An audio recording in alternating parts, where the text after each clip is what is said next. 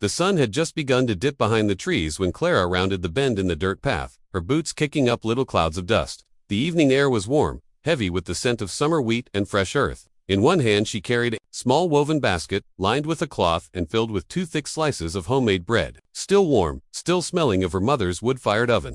It was meant for her father, who had stayed late in the fields tending to the new crops. He often forgot to eat, and Clara, 14 and stubborn, had made it her mission to remind him she moved with ease through the farmland, the way someone does when every stone and fence post is as familiar as their own name. Clara was a farm girl through and through. Her skin was sun-bronzed, her hands roughened by chores, her braids bounced at her shoulders as she walked, and she hummed a tune, something old, something her grandmother used to sing when the world felt safer. The trail to the south field cut close to the forest, and though most villagers warned their children to avoid that side of the land, Clara had never felt afraid. The woods were quiet, yes, and mysterious, but they weren't cruel, not like some of the people in town.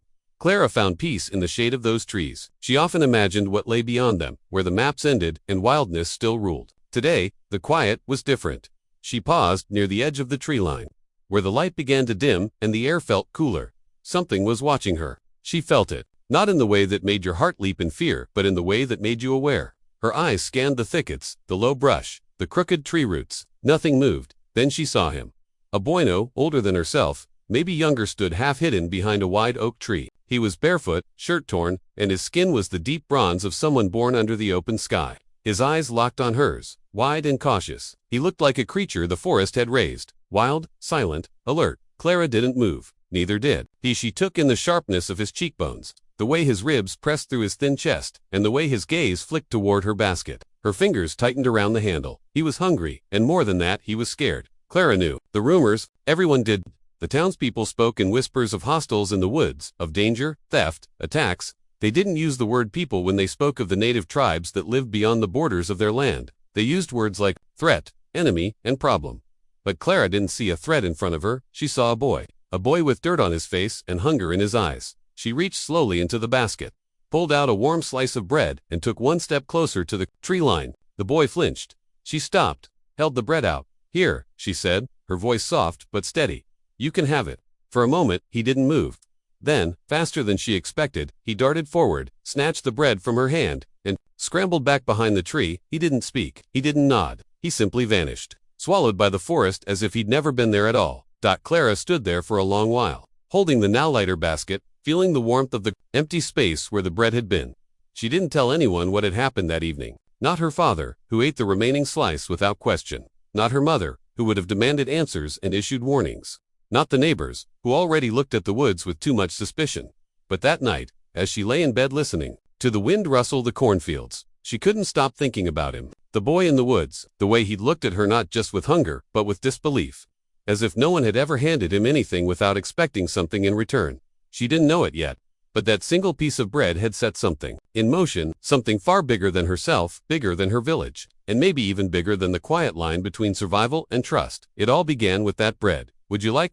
The morning after Clara gave away the bread, the world looked unchanged, but she had changed. The wind still blew gently through the wheat. Chickens still clucked in the coop. Her father still spoke in quiet grunts over breakfast, sipping his coffee and rubbing his sore back, but Clara's thoughts kept drifting back to the woods, to the boy. She hadn't told her family what had happened the evening before, and she didn't plan to, not because she was ashamed, but because she instinctively knew they wouldn't understand. Her mother, in particular, had a hard view of the world, a brittle kind of logic built on fear and memory. If she found out Clara had fed someone from the tribes, even a child, there would be no end to the scolding. But Clara couldn't shake the image of the boy's face, the surprise in his eyes, the way he'd clutched that bread like it was life itself.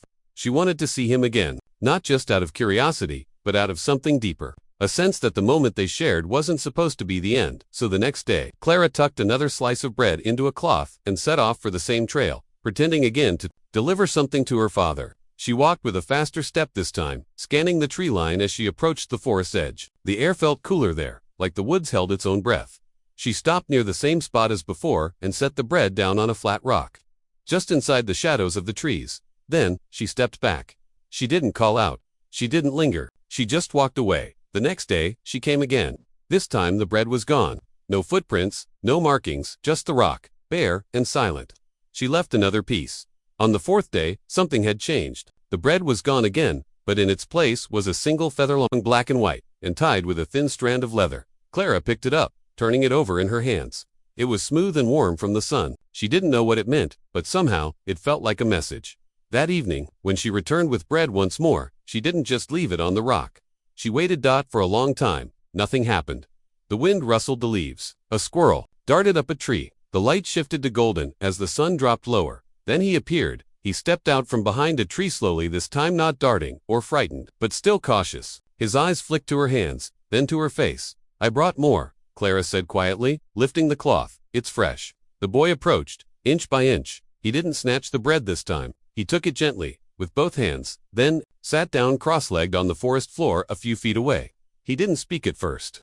Just ate in silence, chewing carefully as if savoring every bite. Clara sat too just outside the tree line.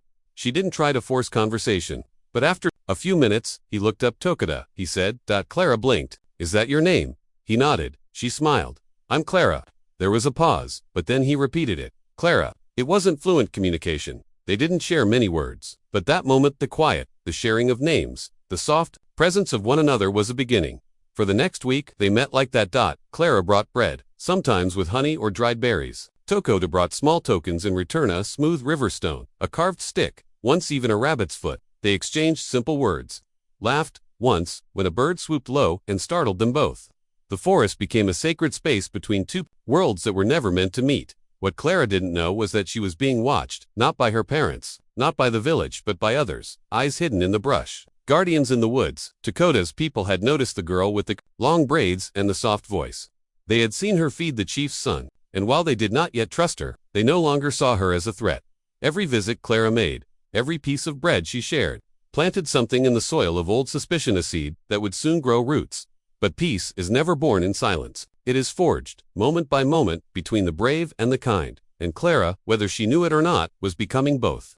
As the secret friendship between Clara and Tokoda deepened in the forest, the village began to shift in a different direction. Word had spread that someone had been sneaking into barns at night, sometimes to take a few eggs, other times to steal potatoes or dried meat. A prized goat had gone missing from the Reynolds farm, and though no one had seen the culprit, the blame came swiftly.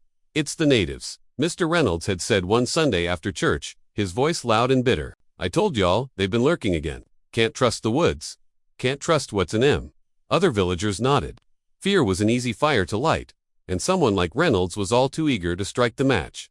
Clara had heard the conversations and hushed voices and angry mutters. She felt the village's mood turn heavy, as though suspicion was coating everything like a layer of dust that wouldn't settle. Her own parents were quieter than usual.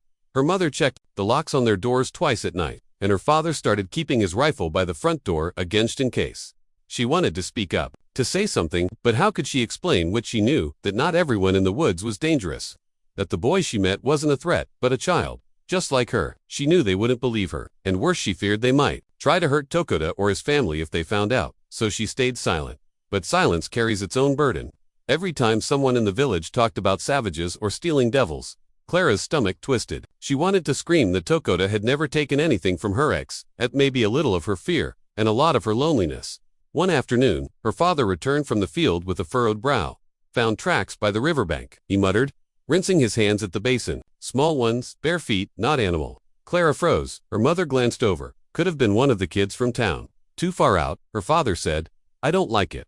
That night, Clara didn't sleep. She lay in bed staring at the ceiling, her heart pounding with worry. Were they following Tokoda's trail? Were they close to finding out? The next morning, she made a decision. She packed a bundle of bread, wrapped tightly in cloth, and snuck away before sunrise. Her boots barely made a sound as she tiptoed across the field, her breath puffing clouds into the morning air. When she reached the clearing where she usually met Tokoda, he wasn't there. She waited, nerves buzzing under her skin. 10 minutes passed, then 20. Finally, movement from the trees. Tokoda stepped out, but this time, he looked different. His usual quiet calm had turned to unease. His eyes darted behind him, then back to Clara. He spoke quickly in his language, then caught himself, trying to slow down. "Bad," he said finally. "People, looking." Clara's heart sank. He knew. Somehow, he already knew. She stepped forward, pressing the cloth bundle into his hands. "Take this and be careful." Tokoda nodded but didn't leave right away. Instead, he reached into the pouch on his belt and pulled out a thin, carved feather. It was beautiful white and gray, tipped in red paint. He held it out to her solemnly. Clara hesitated, then took it with both hands. "What does it mean?" Tokoda placed a hand over his heart. "Safe," he said. Friend. She looked down at the feather, then back up. Thank you. He nodded once and disappeared back into the trees. Clara stood there alone, holding the feather, unsure what came next. She felt a strange mix of fear and wonder, like the edge of a story that hadn't been written yet. She knew things were changing, that soon, someone would learn the truth. But still, she returned to the woods the next day, and the next even. As the village grew darker with suspicion, Clara chose a different path, not because it was easy, but because it was right. The encircled dawn began like any other morning. Birds stirred in the trees, and the first beams of sun stretched lazily across the fields. Clara had risen before the rooster crowed, her heart still heavy with the tension that had gripped the village for days. Rumors of conflicts swirled on every porch. Men whispered about organizing watches. Someone claimed to have seen a smoke signal deep in the woods, and another swore he'd heard drums in the night. Clara kept quiet, though inside her chest, a storm brewed. She knew none of the rumors matched the truth. Her visits with Took had not ended, but they had grown shorter, more careful. He spoke less now. The joy that once danced in his dark eyes had been replaced by concern. They both knew the fragile bridge between their worlds was cracking under the weight of fear. That morning, she had hoped for a moment of peace, a silent meeting, perhaps one last exchange before everything broke. But peace never came. It was just after sunrise, when the first shouts rang through the village. Clara had just returned from feeding the hens when her mother called out, urgent and confused. Clara, come here, now. She dropped the grain sack and rushed to the front porch, where her father stood, frozen, eyes wide. Others had emerged from their homes too, all staring in the same direction. At the edge of the village, just beyond the last fence post, stood a line of figures, tall, still, and silent. Men with feathers in their hair and paint across their faces. Bows strapped to their backs, spears in hand. Their eyes burned with purpose. And there weren't just a few, there were hundreds. Clara's breath caught in her throat. The warriors had surrounded the village. Gasps rippled through the townspeople. Children clung to their mothers. Men rushed back inside for rifles. Women bolted their doors. But Clara didn't move, because at the center of the front line, standing taller than she had ever seen him, was Dakota. He wore ceremonial paint and white stripes across his cheeks, black around his eyes. Feathers trailed down from his braids, and around his neck hung a carved wooden pendant. He was no longer just a boy from the woods. He was someone important, someone sacred. Clara's heart pounded so loudly she could hardly hear the muttering crowd. What do they want? Someone hissed. Are we under attack? No one's fired yet, her father murmured, gripping his rifle with white knuckles. Then, one of the warriors stepped forward, an older man with long gray hair and piercing eyes. He raised a hand high into the air. It was not a threat, it was a signal. He shouted, something in a language most villagers didn't understand, but Clara did that at least. She understood one word, peace. The old man repeated the word louder this time, then placed a hand over his chest, just as Tokoda had done when he gave Clara the painted feather. Gasps echoed again, this time laced with confusion. No weapons, someone whispered. The warriors had made no aggressive move, no arrows drawn, no blades unsheathed. They stood firm, yes, but not in rage, in dignity. Then Clara stepped forward, feather still tied in the ribbon of her braid. She walked past her father's outstretched hand, past the frozen crowd, all the way to the invisible line between the village and the forest people. She raised her hand mirroring the elders, gesture and spoke. He's my friend, she said, her voice shaking but clear. They're not here to hurt anyone. Silence. She looked at Tokoda, their eyes met. She could see the fear in his face too, but also hope. I gave him bread, she continued, turning to the villagers. Weeks ago, he was starving, and he never took anything else. He brought me gifts, he shared stories. He's not our enemy. The townsfolk muttered. Some stared, others looked away, but the elder warrior nodded. Then Tokoda stepped forward, just one step hand, held up a small bundle, a loaf of bread, wrapped in cloth. He placed it gently on the ground and backed away. A peace offering, a message. Clara knelt and picked it up with trembling fingers. Then she turned back to the village and whispered, they came to thank us. And in that moment, the fear that had ruled both sides began to crack. Not completely. Not all at once, but it was a beginning. After the warriors appeared at the village edge and Clara stepped forward to speak, the entire town seemed to hold its breath. No one moved. No one spoke above a whisper. Even the wind, which usually danced through the wheat fields and stirred the clotheslines, seemed to still. It was as if time had paused, waiting for anyone to make the next move. Clara stood at the boundary, the cloth-wrapped bread still in her hands. Behind her, the people of her village murmured in disbelief. She could feel their eyes, on her some full of confusion, others of judgment, and a few, perhaps, of quiet admiration. But in front of her, Tokoda and his people remained still, not tense, not angry, just waiting. It was a strange thing, Clara realized, to be in the middle of two worlds, She wasn't sure where she belonged in that moment, on the dirt road of her childhood, or in the eyes of a boy who had shown her a gentler truth than her own town had ever offered. But she knew one thing with certainty: she had a voice, and now it mattered more than ever. Her father stepped forward, rifle still in hand, but pointed toward the ground. His jaw clenched. "Clara, come back," he said. "This isn't your place." But Clara didn't move. She shook her head slowly. "It is my place. I gave him bread. He gave me his trust. Now they're giving us a chance." Mr. Reynolds, the gruff farmer, known for his temper, scoffed from the crowd. "You say and they came all this way for bread. You expect us to believe that?" Clara turned toward him, lifting the cloth slightly to reveal the loaf Tokoda had returned. "They came because of this. Because someone didn't turn away when they saw hunger." A quiet voice from the group of warriors called out. Another stepped forward, this one a woman with braids that reached her waist. She carried a small woven basket and laid it beside the bread. Inside were dried berries, a polished stone, and a string of delicate carved beads, a gift, a second offering, a token of peace. Gasps rippled through the villagers. None of them had expected this. They had prepared for arrows, not offerings, for battle cries, not thank yous.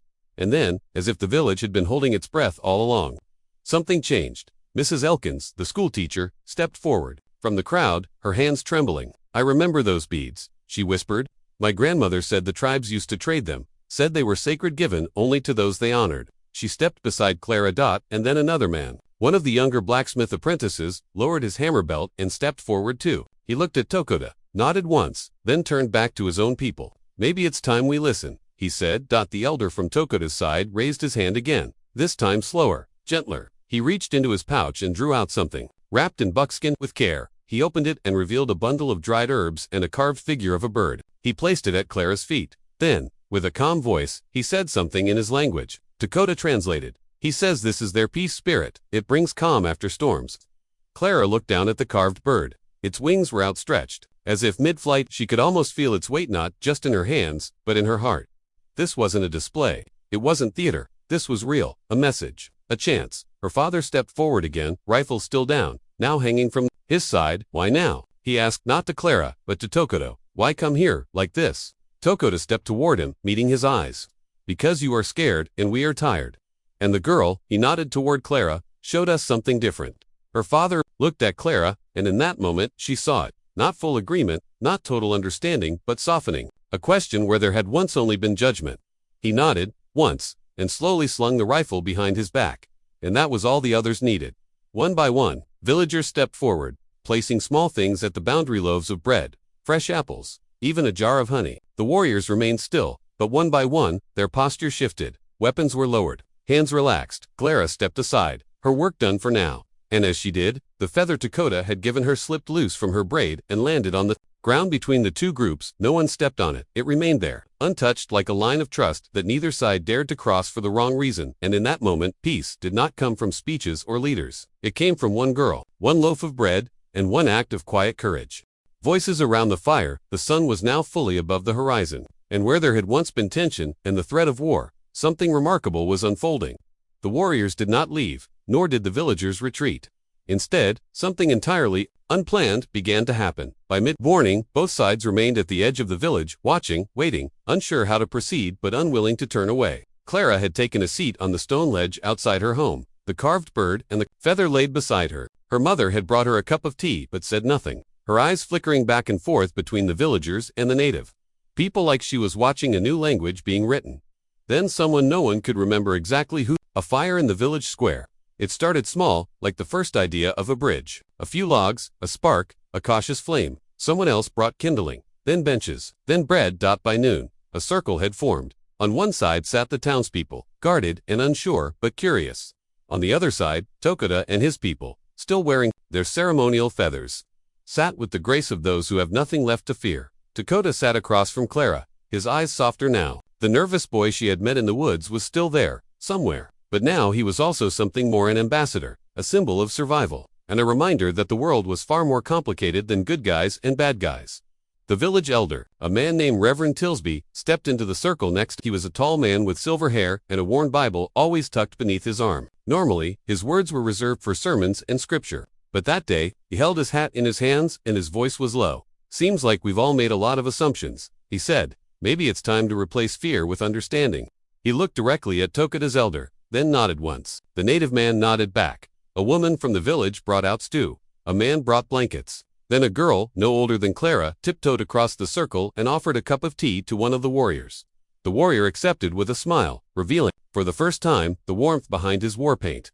Someone began to speak in the native tongue. Clara couldn't understand all the words, but Dakota translated when he could. The elder told stories about migration, about lost winters, about how sickness had come with settlers long ago and wiped out half of their people, not as a weapon, just as a consequence. Then the villagers spoke. About harsh harvests, about fearing what they didn't understand, about being told, generation after generation, that the forest was where danger lived. What started as a fire became a forum, and the stories kept coming. They weren't always easy to hear. Some made people weep. Others made them turn their eyes downward in shame or blink away anger. But they kept listening. One of the blacksmiths, a young man named Elijah, admitted to once throwing rocks toward shadows in the woods, thinking he was protecting his fields. I never thought someone might be out there, hungry, just, trying to survive, he said. Dakota's sister, a girl no older than 14, shared how they had lost their mother during the last harsh winter. We eat moss sometimes, she said through her brother's translation, but that does not make us thieves. Clara listened to every word, feeling her world stretch wider with each voice. Then when the sun began to lower in the sky, Dakota turned to Clara. The bread you gave me, my people believe food is a bond. It is life shared. She looked down at her hands. It didn't feel like much, just a crust of bread. It was everything, he said. The circle sat in silence for a long time, and then, as if by unspoken agreement, someone began to hum. A tune old and wordless, passed through generations. A villager joined in, then another, and then a young woman from Dakota's tribe began to sing softly, in her own language. The two melodies wove together, not matching exactly, but not clashing either, just different threads in the same cloth. The fire popped gently, like it too was listening. And in that moment, the boundary between the two groups blurred, not fully erased, but softened. The first real steps toward unity had not come through treaties or titles, but through bread, fire, stories, and silence. And for Clara, it felt like the first real day of peace she had ever known. When the fire burned through the night, as the sun began to set over the village, painting the sky in hues of burnt orange and deep violet, the fire at the center of the square continued to glow strong and steady. No one had expected it to last this long. What began that morning as a confrontation teetering on the edge of conflict had somehow transformed into something sacred, a gathering of stories, memories, and healing. Clara sat by the fire still, her hands warmed by the flames and her heart fuller than she ever remembered it being.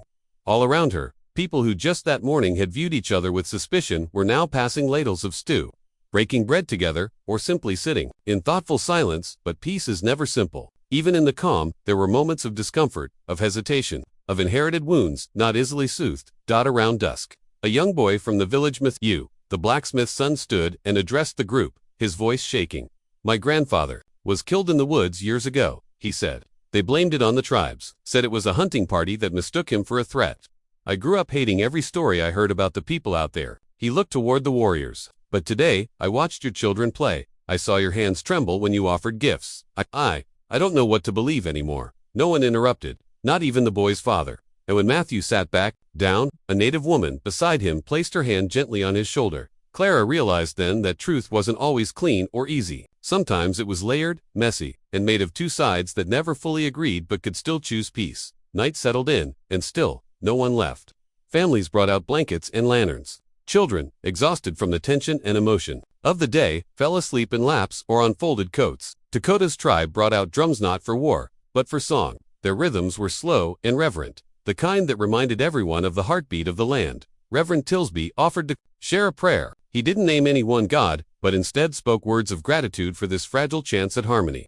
The elder from Dakota's side nodded in respect. Though their faiths were different, their hopes were aligned. Clara's mother leaned down beside her and whispered, "Did you know this would happen when you gave him the bread?" Clara shook her head. "No, I just didn't want him to be hungry."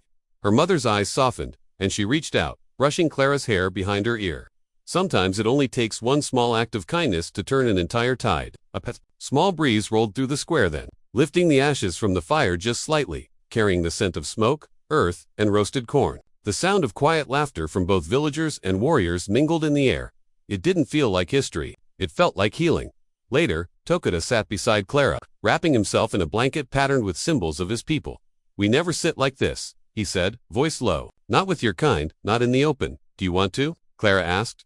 Tokoda stared into the fire for a long time. I think we all do, he said, but we've been taught not to. They sat in silence after that, the kind that only exists between people who understand more than they can say. Around midnight, an elder from the village, a woman named Edda, nearly 90, rose slowly and made her way to the fire with the help of a cane. Her voice, though weathered with age, carried clear in the quiet night. My mother told me stories of the old days, she said, before the fences, before the fear. Said the natives used to leave berries on our windowsills in winter. We'd leave bread in return. We weren't friends, not quite, but we were neighbors. She looked around the circle. We lost that. Maybe tonight we begin again. Everyone was still. Then, the elder from Tokoda's side walked forward, stood beside Eta, and placed the carved bird figurine into her hand. A murmur ran through the crowd. She held it to her heart and nodded. And just like that, a new symbol was born, not just of peace, but of shared memory, of the way forward. The fire burned on through the night, and the next morning, though the warriors would return to their homes and the villagers to their fields, something had changed. The air felt clearer, the fear, though not vanished, had receded, and the line between us and them had begun, finally, to blur. The new path forward. The morning after the fire circle, the village awoke, in a quiet unlike any it had known before. The usual bustle of chickens being fed, carts being rolled out, and water pails being drawn from the well was there, but it moved slower, more thoughtfully. People looked each other in the eyes. They nodded with purpose. It was as if the entire town had shared a dream the night before, and no one wanted to break its spell too quickly. The native warriors had already begun their journey back to their lands by the time the sun was fully risen, but their presence lingered in the footprints they left behind, in the small bundles of gifts they'd exchanged, and in the stories that now passed from one neighbor to the next. No one had expected the circle to last through the night. No one had imagined that peace, once just a word tossed around at council meetings, would feel this real. For Clara, it was hard to return to normal life. Not because she couldn't milk the cows or fetch firewood, but because something inside her had changed. Her world had grown. The horizon wasn't just trees anymore. It was people, history, pain, and promise. She walked through the village with Tokoda's feather in her braid, the carved bird figure tucked into her satchel like a secret talisman. At school that morning, the teacher, Miss Elkins, gathered the children into a circle instead of lining them up at desks. She brought out a map of the land and laid it flat across the floor. "This is not just our land," she said softly. "It never was only ours." Some of the younger children looked confused. A few of the older boys shifted uncomfortably, but Clara noticed that no one objected. That week, Miss Elkins invited Tokoda's sister, Apani, to visit the school. With Tokoda translating, she taught the children a few words in her native language, shared a story about the forest spirits, and even gave the class a hand-drawn picture of her village. At the end of her visit, she gave Clara a handmade bracelet, beads carved from river stones and bone. Clara wore it every day after Dot. In the following weeks, more changes came. The town council agreed to open regular dialogue with Tokoda's tribe. Paths were cleared through the woods, not to make roads, but to create meeting spaces between the two communities. The villagers sent baskets of food. The tribe sent herbs, medicine, and hand-woven mats. Slowly, suspicion turned into cooperation.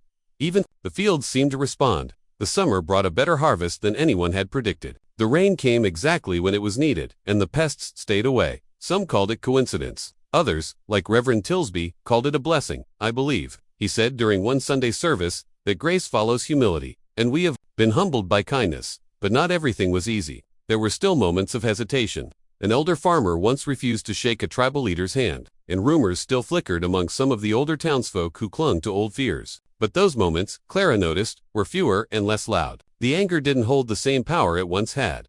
One evening, as Clara sat with her family on the porch, her father turned to her and said something she'd never heard him say before. "I was wrong." He stared at the sky as he said it, but she knew those words were for her. "About them, about you," he added, finally meeting her gaze. "I thought giving that boy bread was foolish. Turns out it might have been the smartest thing anyone around here has done." Clara didn't say anything. She just smiled, holding her bracelet close. That night, as the moon rose full and round above the hills, Clara dreamed of two villages and Tokodas walking toward each other, carrying baskets of food, feathers, stories, and light. No weapons, no suspicion, just people, seeing each other clearly at last. And when she awoke, she knew it wasn't just a dream. It was the beginning of a new truth, not a perfect one, not a simple one, but a truth born from bread, from courage, and from the choice to step forward instead of back.